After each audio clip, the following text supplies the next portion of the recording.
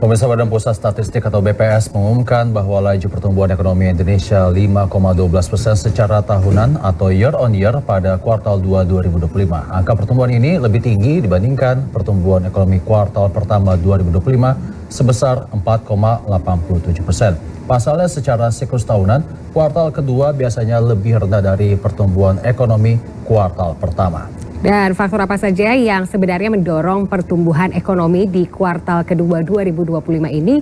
Kami akan membahasnya bersama Direktur Eksekutif Center of Reform on Economic atau CORE Indonesia, Muhammad Faisal. Terima kasih Mas Faisal atas waktunya untuk menjawab Pos TV. Terima kasih kembali Mbak dan Mas David.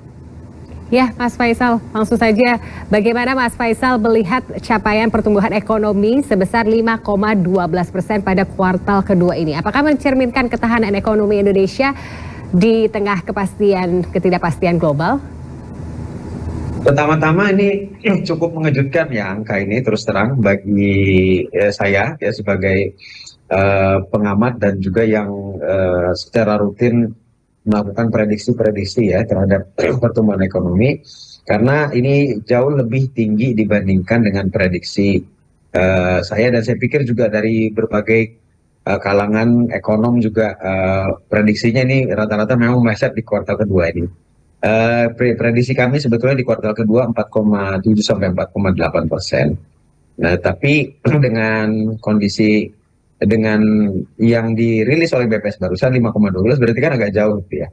Nah, jadi artinya ini jauh lebih positif, lebih optimis daripada yang kita perkirakan. Dan terlepas dari berbagai macam pertanyaan terkait dengan gap yang besar ini, kalau memang angkanya memang begitu merupakan realita yang terjadi di lapangan, maka tentu saja ini adalah satu tren yang positif. Karena ini membalikkan kondisi ya dari yang sebelumnya kita terus mengalami perlambatan dalam beberapa tahun terakhir, terutama sejak 2022 ya. Nah, ini sudah mulai kembali lebih cepat dan cukup signifikan menurut saya percepatannya, karena di kuartal 1 hanya 4,87. Nah, ini bukan hanya menembus 5% tapi 5,12%. Nah, jadi ini kalau memang betul realitanya seperti ini, maka ini tentu saja adalah satu tren yang positif ya. Karena pada saat yang sama di kondisi global rata-rata negara-negara juga kadang mengalami perlambatan ya, apalagi dengan ancaman perang tarif ya. Jadi tentu saja ini kalau memang betul realitas seperti itu adalah tren positif betul. Ya, lantas di pertumbuhan ekonomi pada kuartal kedua biasanya lebih rendah daripada kuartal pertama. Faktor apa saja yang paling berkontribusi terhadap kejutan ini, Mas? Nah, ada beberapa faktor. Kalau kita lihat dari sumber-sumber pertumbuhannya, yang paling besar perannya ini, kalau paling besar perannya terhadap pertumbuhan ekonomi jelas ke konsumsi rumah tangga. Tapi pertumbuhannya yang paling tinggi, yang paling mendorong pertumbuhan paling tinggi ini adalah di investasi. Karena investasi ini hampir 6%-an ya. Jadi ini jauh lebih tinggi dibandingkan kuartal 1 yang tidak sampai 3%, hanya di kisaran 2%-an.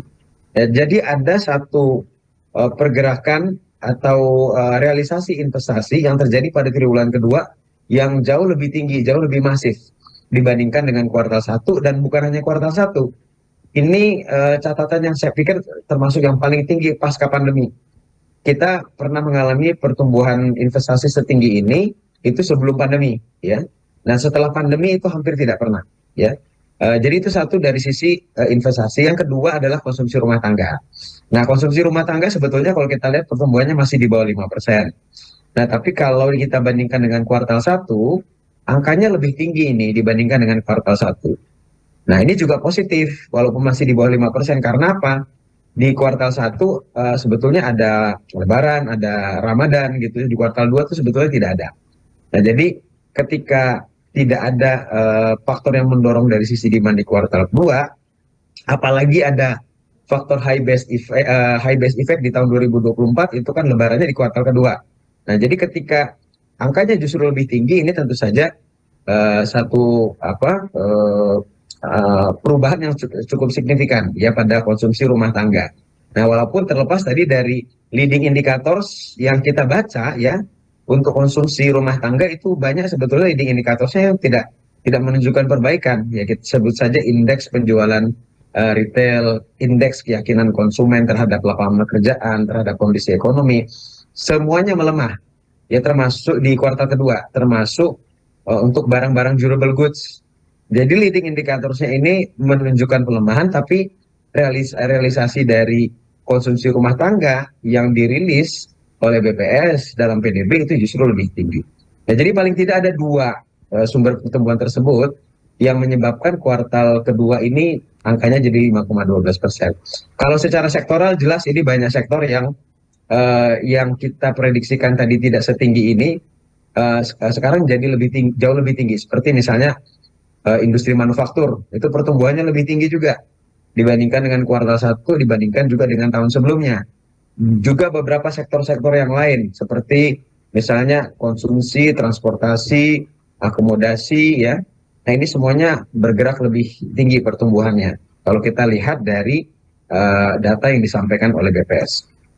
Nah, setelah BPS mengumumkan pertumbuhan ekonomi pada kuartal kedua, bagaimana Mas Faisal melihat keberlanjutannya ke kuartal berikutnya? Nah di kuartal berikutnya, nah ini kan sebetulnya kalau dari prediksi beberapa kalangan, tadinya ini pertumbuhan ekonomi Indonesia akan berada di kisaran 4,7 sampai 4,8% pada tahun 2025 ini, the whole year ya. Tapi dengan catatan di kuartal kedua, nah ini ada kemungkinan di kuartal ketiga dan kuartal keempat itu juga bisa jadi lebih baik daripada yang diperkirakan.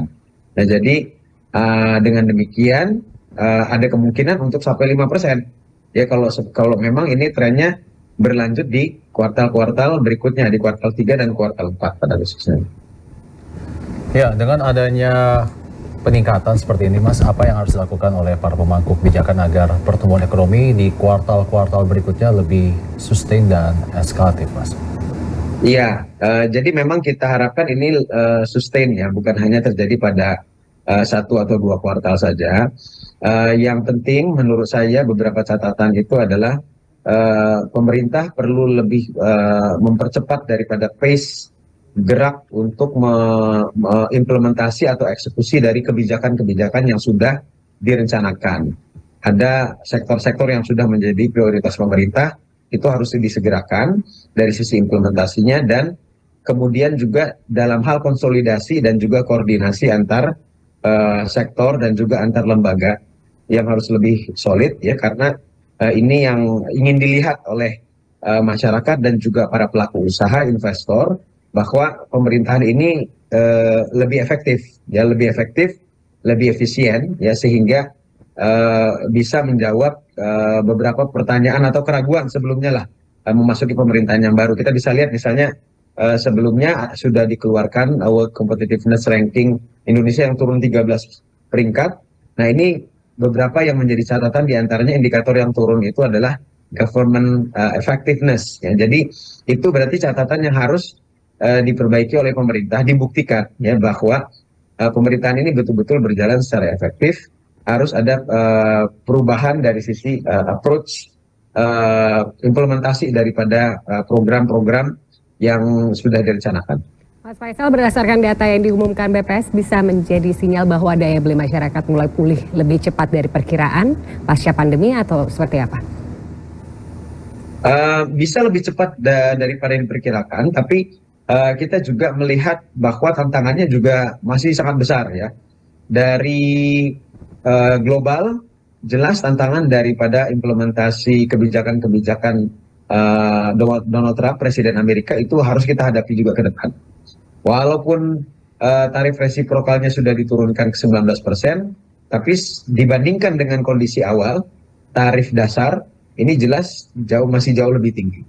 Jadi artinya tantangan ekspor masih kita akan hadapi ke depan gitu ya, dan kompetisi dengan negara-negara peer countries ya. Dan belum lagi juga dari tantangan perlemahan permintaan global ya akibat daripada dinamika geopolitik. Lalu di domestik juga tantangannya tidak sedikit, karena pada kenyataannya dari konsumsi kelas menengah, daya beli kelas menengah dan calon kelas menengah ini masih lebih rendah daripada rata-rata historis ya, apalagi dibandingkan dengan pra-pandemi. Nah, yang kita harapkan ini yang permasalahan kita hadapi yang sudah bertahun-tahun ya, sejak 2022 ini bisa teratasi ke depan, yang mana ini tentu saja membutuhkan kerja-kerja serius untuk bisa meningkatkan income dan juga menambah lapangan pekerjaan formal yang lebih banyak ya, untuk bisa tumbuh lebih tinggi ke depannya, daya beli lebih bagus, dan kalau daya beli konsumen masyarakat lebih bagus, ini akan bisa menciptakan multiplier efek kemana-mana, termasuk ke dunia usaha.